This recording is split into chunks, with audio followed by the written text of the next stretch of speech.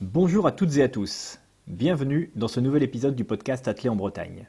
Avant de nous intéresser au sujet du jour, un rapide retour sur celui de la semaine dernière, le meeting connecté organisé par l'ASPTT Rennes. Celui-ci aurait dû avoir lieu ce week-end, cela n'a pas été le cas, les athlètes intéressés ont fait savoir qu'ils avaient besoin d'un peu de temps pour mettre en place localement l'organisation nécessaire.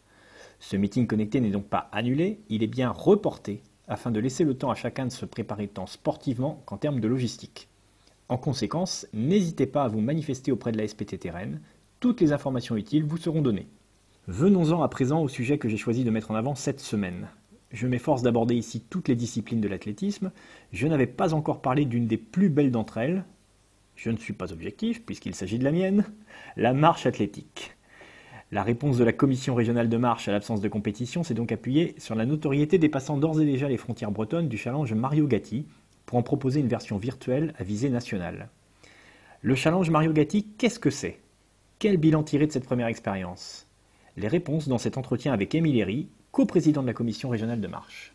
Bonjour Émile, merci d'avoir répondu à mon invitation. Donc Émile Herry, coprésident de la commission régionale de marche, donc tu coprésides cette CRM avec Patricia Landreau du Stade Brestois. J'ai le plaisir de te recevoir aujourd'hui pour parler d'un événement qui s'est déroulé du 20 février au 7 mars, le Virtual Challenge Mario Gatti. Un événement qui a rencontré un certain succès, puisqu'au final, c'est près de 200 athlètes qui ont enregistré une performance et surtout 9 ligues différentes, donc un événement qui est d'habitude régional et qui aujourd'hui a pris paradoxalement, grâce à ce contexte sanitaire très perturbé, une envergure nationale. Donc, avant d'aller sur l'événement qui s'est déroulé récemment, est-ce que tu peux nous rappeler en quelques mots ce que c'est que ce challenge Mario Gatti en temps normal, en contexte hors Covid? Alors, ce challenge Mario Gatti a été mis en place suite au décès malheureux de notre ami Mario Gatti, qui était éducateur et plus particulièrement féru de marche athlétique et qui a officié en tant qu'encadrant du côté du Quimper Athlétisme et du CA Bigoudin. Et il est décédé malheureusement en course lors de la fameuse marche Pont-l'Abbé-la-Torche qui se déroulait tous les ans là-bas du côté de la Pointe-Bretagne. Donc, en hommage à Mario, on avait décidé de créer ce challenge. Et pour respecter un peu les idées qu'il avait Mario, on a voulu que ce challenge soit basé tout d'abord sur le nombre, la qualité des marcheurs et puis bien sûr la fidélité sur les différentes épreuves qu'il y avait dans la saison. Alors ce challenge, bien sûr, a été mis en place par la commission Marche et a tout de suite trouvé sa place dans les organisations de la Ligue de Bretagne, qui a pris en charge également tout l'aspect technique derrière, c'est-à-dire que la CSO de la Ligue de Bretagne s'est largement impliquée dans la création et dans le suivi de ce challenge régional. Voilà, donc on était cette année sur la 17e édition, c'est plus tout nouveau. Alors l'avantage de ce challenge, c'est également de pouvoir structurer les épreuves de marche sur le territoire breton et bien sûr en dehors des différents championnats, championnats de Bretagne et différents championnats interrégionaux qui peuvent avoir lieu régulièrement pendant la saison. Effectivement, donc ça vient pallier à des calendriers qui, sur la discipline de la marche athlétique, peuvent être parfois un petit peu creux. Donc, effectivement, ça donne des échéances très régulières aux marcheurs bretons. Et avant même de parler de ce qui s'est passé en 2021, déjà, le Challenge Mario Gatti, qui est une compétition bretonne, rayonnait déjà dans le Grand Ouest. On avait régulièrement, et tu vas me le confirmer, des athlètes qui venaient de Normandie, je pense à Granville, Saint-Lô, qui venaient de Pays de la Loire, Angers, Nantes, Laval. Vraiment, c'est déjà une compétition qui attirait du monde au-delà des frontières bretonnes. Oui, oui, le challenge a toujours été bien organisé. On a toujours mis en place des épreuves qui étaient de qualité. Et donc, forcément, nos amis normands ou des Pays de la Loire ou voire d'autres origines, pour résumer tout ça, le challenge avait déjà, comme tu l'as dit, un écho au-delà des frontières bretonnes. 2021 est arrivé, le contexte, on l'a vu assez rapidement, n'allait pas s'éclaircir tout de suite. Donc, vous avez réagi et vous avez imaginé ce concept. Alors, on a vu qu'en Ligue de Bretagne, on a déjà inauguré le concept des championnats de Bretagne de cross virtuels. Alors là, le concept est un petit peu différent, c'est-à-dire que tout le monde va sur un même parcours, mais chacun son tour et on prend des performances. Là, c'est différent. Vous avez proposé une période de temps, donc du 20 février au 7 mars, sur laquelle, sur la base d'inscription d'athlètes licenciés, là, c'est des prises de performance qui sont faites par les clubs dans un contexte non pas compétitif puisque c'est interdit, mais en revanche tout le reste est structuré. Il y a des juges de marche, il y a des chronomètres réels. Je veux dire, ce sont des vraies performances. Il manquerait plus qu'elles soient officielles, mais ça viendra plus tard. Bon, le but premier de ce Virtual Challenge, c'était surtout de proposer aux clubs et surtout aux groupes de marche qui existent dans les clubs de pouvoir faire une animation et d'avoir un support à cette animation. Et je pense que ça a été bien suivi et les clubs et les groupes de marcheurs ont compris tout de suite l'esprit.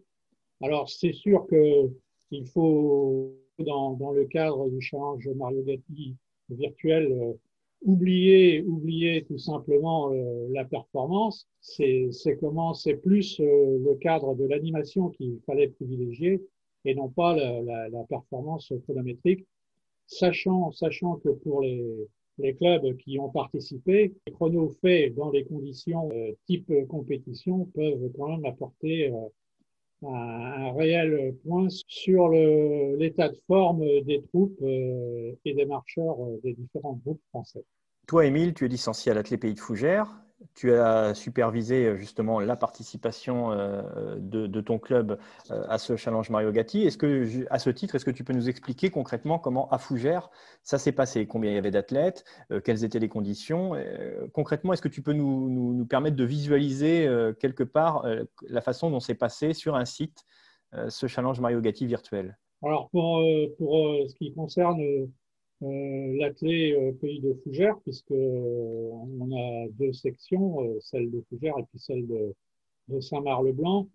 On a fait une première prise de performance sur la piste de Fougères et le deuxième week-end, eh bien, pour que tout le monde puisse en profiter, on s'est tous regroupés sur le stade de Saint-Marc-le-Blanc pour faire également des prises de performance pour les athlètes et surtout pour faire l'animation sur le site de Saint-Marc-le-Blanc. Voilà, donc on a engagé nos athlètes sur le site de la Ligue de Bretagne, comme il était demandé.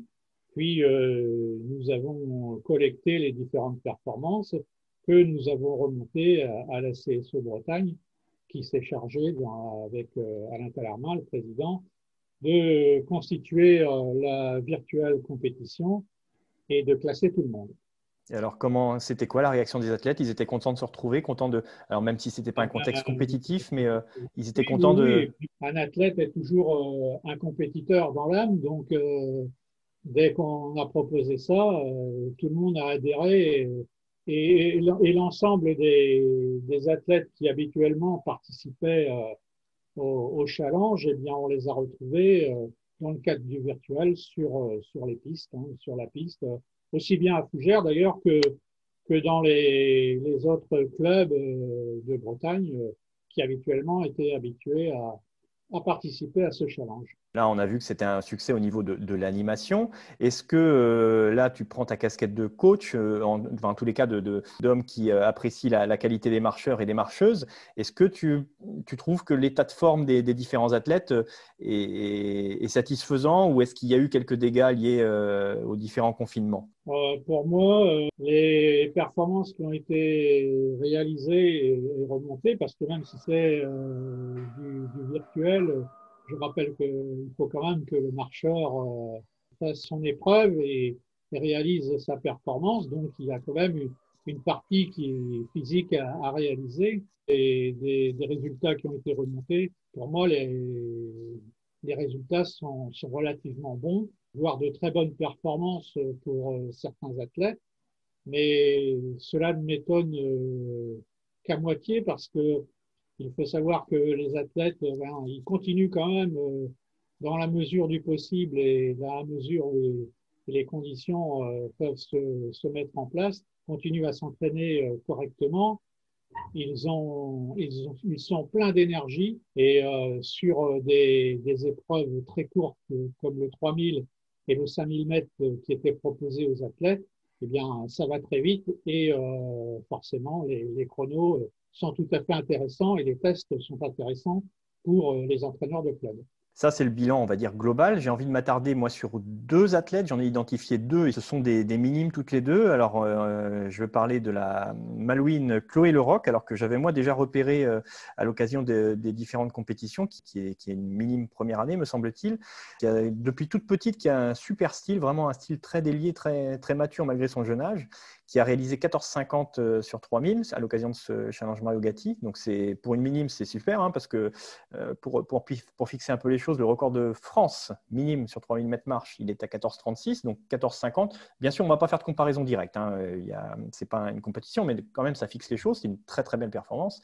Et surtout, dans la même catégorie, une jeune fille que tu connais très, très bien, c'est Léna Auvray qui, elle, a réalisé 14 minutes 10. Alors, Léna, elle doit attendre qu'une chose avec une impatience non dissimulée, c'est qu'elle puisse aller entériner cette performance de façon officielle sur une compétition validée. Parce que 14-10, si elle arrive à le confirmer, même si elle fait un petit peu moins bien, c'est record de France. Il y a eu deux grosses performances de réalisées par les minimes que tu viens de citer.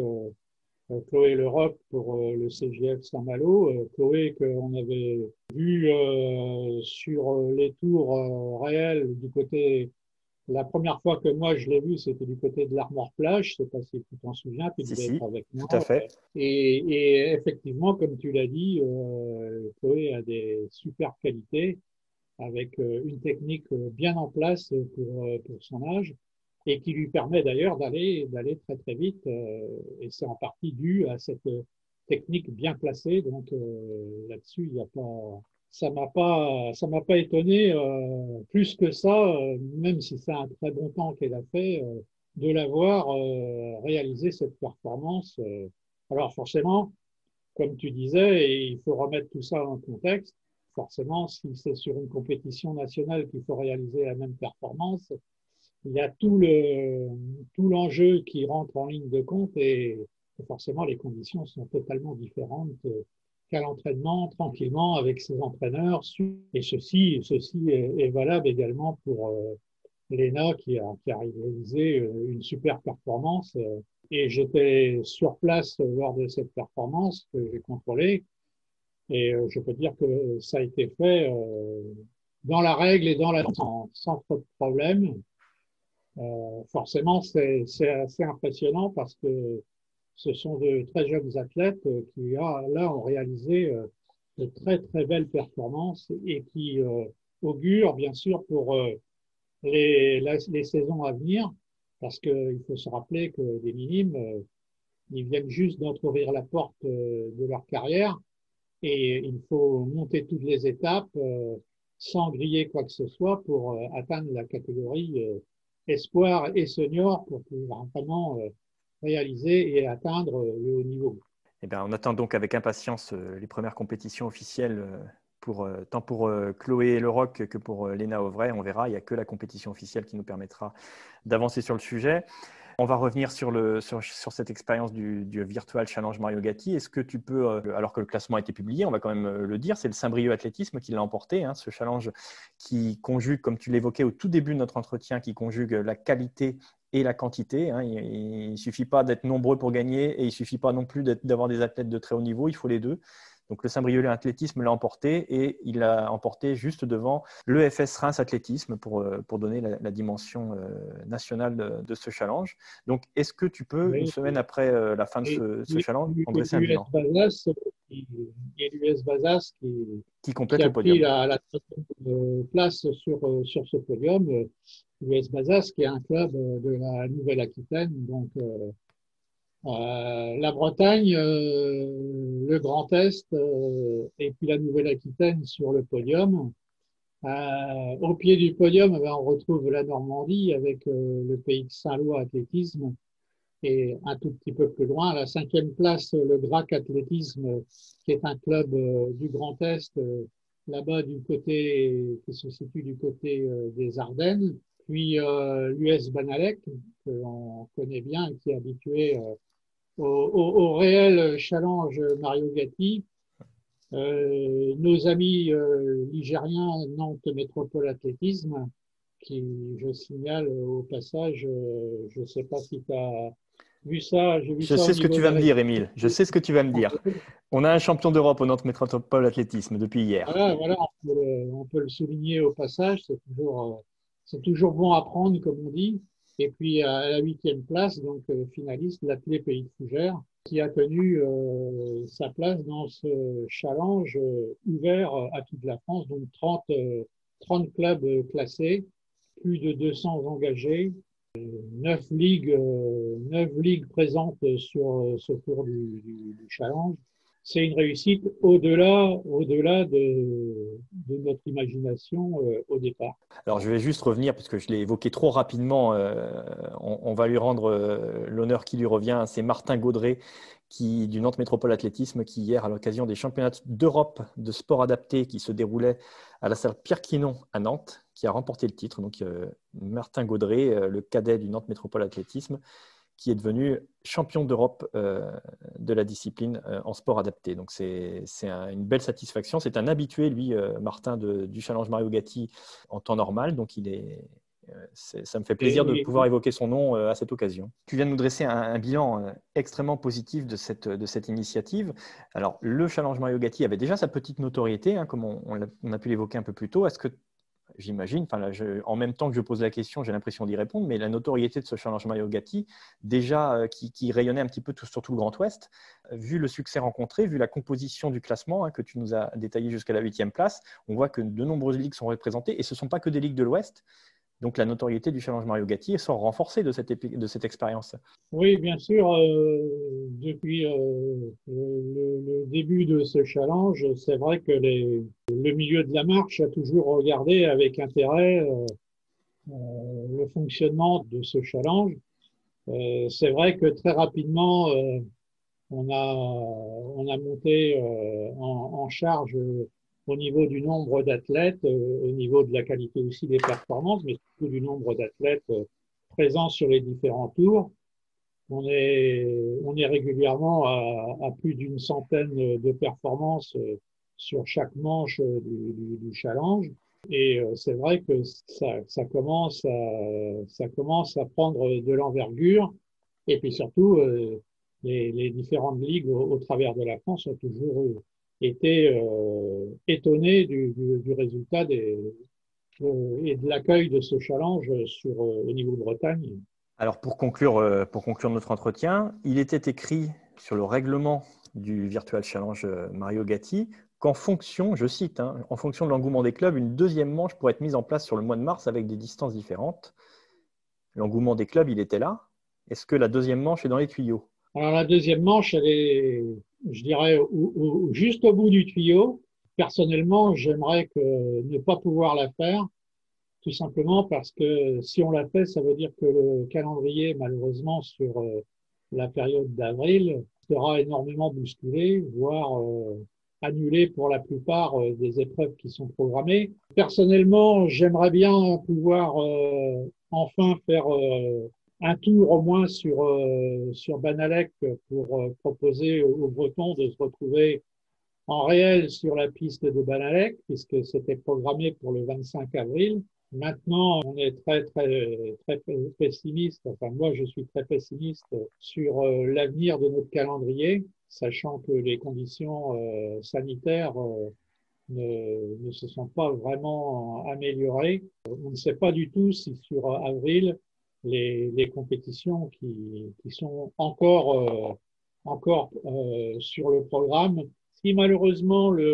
pour répondre à ta question, si malheureusement le calendrier devait devenir un désert sur le mois d'avril, je pense que on essayera de remettre sur la deuxième moitié d'avril une deuxième manche du challenge. On manque de visibilité à court terme sur le devenir de ce calendrier officiel. Comme tu l'as dit, même si on préférerait de vraies compétitions, le Virtual Challenge de Marche Mario Gatti sera là pour un peu pallier à ce manque de compétition. Les beaux jours arrivent, on a envie d'être dehors, on a envie de faire du sport. Donc le rendez-vous est pris éventuellement sur la deuxième quinzaine d'avril, comme tu viens de l'évoquer, Émile. Je vais profiter quand même pour remercier d'abord la commission régionale Marche qui s'est investie dans ce virtuel challenge, mais remercier également la CSO de la Ligue de Bretagne, donc Alain Talarmin, la communication de la Ligue de Bretagne aussi avec Clément Bajon qui a fait un gros boulot au niveau de la communication et toute la structure qui gère habituellement le challenge et ses résultats.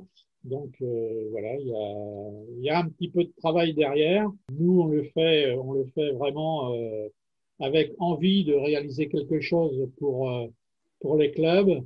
Les clubs ont répondu, donc on est vraiment prêt, si il est nécessaire, de remettre en place une deuxième manche de ce virtuel challenge.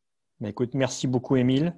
Je crois qu'on a tout dit sur cette expérience nouvelle. On espère se donner rendez-vous très bientôt en vrai sur un stade pour une compétition avec des performances qui seront officielles cette fois-ci. Encore une fois, je suis admiratif de l'engagement dont font preuve tous nos bénévoles dans cette période inédite.